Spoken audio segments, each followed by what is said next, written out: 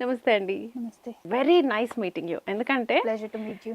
Thank you so much. So ఎందుకంటే ఒక వర్క్‌లో కాన్సంట్రేట్ చేయడం అంటేనే చాలా కష్టం. ఎందుకంటే ఇంటి వర్క్స్ ఉంటాయి, ప్రెషర్స్ ఉంటాయి. యాహ్! ఎందుకు నీకు అని అంటూ ఉంటారు. యెస్. అలాంటిది మీరు సైమల్టేనియస్‌గా ఒక వర్క్ చేస్తూ హెచ్ఆర్ ఎగ్జిక్యూటివ్‌గా చేస్తూ దానికే టైం సరిపోదు నాకు తెలిసి.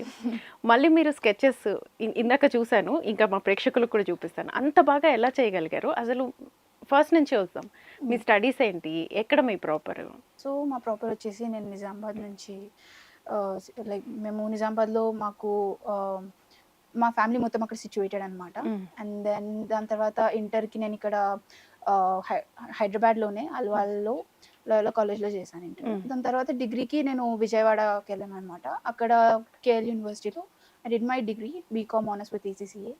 అండ్ దెన్ దాని తర్వాత we shifted to Hyderabad for my sake. అది కూడా నేను పీజీ చేస్తాను, ఎంబీఏ చేస్తాను అంటే మా ఫ్యామిలీ మొత్తం ఇక్కడికి షిఫ్ట్ అయ్యారనమాట హైదరాబాద్కి.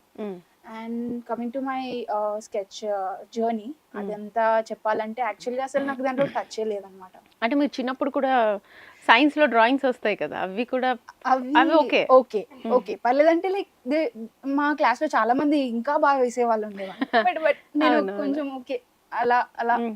మేనేజ్ చేసేదాన్ని అనమాట. ఓకే. ఓకే. దాని తర్వాత లాక్డౌన్ టైంలో అందరూ ఖాళీగా ఉండే టైంలో my friends few of my friends started doing drawings అనమాట. పోస్ట్ చేయడం స్టార్ట్ చేశారు.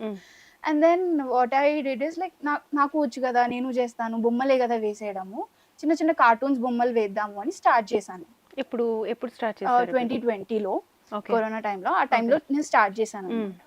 And then I use to ask people అనమాట, నా పోస్ట్ కి కమెంట్ చేయండి, నా పోస్ట్ ని కొంచెం రీచ్ వస్తుంది, నాకు లైక్ ఫస్ట్ ఏ చేయండి ఏ అలాగా. ఏ స్కెచ్ వేశారు మీరు? షిన్చాన్ది అది జస్ట్ ఒక బొమ్మ కార్టూన్ మాత్రమే. అది నార్మల్గా పోస్ట్ చేశాను. అది కూడా అప్సరా పెన్సిల్ ఎరేజర్, ఇంకా దేనికి ఏం వాడలేదు. అసలు నాకు స్కెచ్లో యాక్చువల్గా చాలా విభిన్నమైన ఐటమ్స్ ఉంటాయి అనమాట. ఇన్ని వాడతారని కూడా తెలిస్తుండదు కదా స్టార్టింగ్‌లో. అసలు తెలియదు. సో వాళ్ళు అలా పోస్ట్ చేయడం వల్ల I got to know like వాళ్ళు చేస్తున్నారు, నేను ఎందుకు చేయొద్దు అని చెప్పేసి పెట్టాను. దాని తర్వాత నాకు నేనే అడుక్కోవడం అదంతా ఒక లాంటి ఇది అనిపించింది అనమాట. దాని తర్వాత ఎందుకు మనుషులది వేయొద్దు అంటే, అప్పుడు ఆ టైంలో ఇన్‌స్టాగ్రామ్‌లో వేరే నేను ఎలాగైనా కార్టూన్ స్టార్ట్ చేశాను కాబట్టి ఫీడ్స్ మొత్తం అంతా కూడా స్కెచెస్ వేసే వాళ్ళదే వచ్చేదనమాట. అప్పుడు ఆలోచించా, అసలు వీళ్ళు ఎట్లా వేస్తారు, ఇది ఒక అద్భుతం లాగా కనిపించేదనమాట. అరే ఇలా వేస్తారు ఇదంతా, ఇది ఇంత బాగుంటుందా, మేబీ వాళ్ళు నేర్చుకుని ఉంటారు, లేదంటే అదొక వాళ్ళకొక టాలెంట్ ఉంటుంది. యెస్. అని ఆలోచించేదాన్ని అనమాట.